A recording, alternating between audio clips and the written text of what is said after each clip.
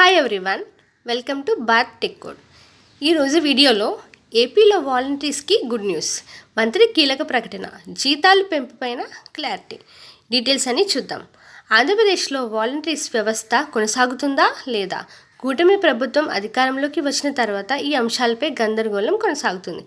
అయితే తాజాగా ఏపీ ప్రభుత్వం వాలంటీర్ల వ్యవస్థపై అసెంబ్లీలో క్లారిటీ ఇచ్చింది.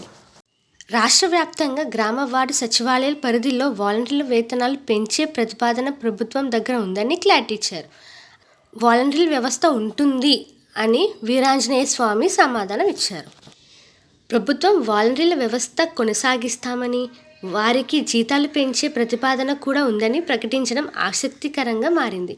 అయితే వాలంటీర్ల విషయంలో మరికొన్ని క్లారిటీ కూడా రావాల్సి ఉంది.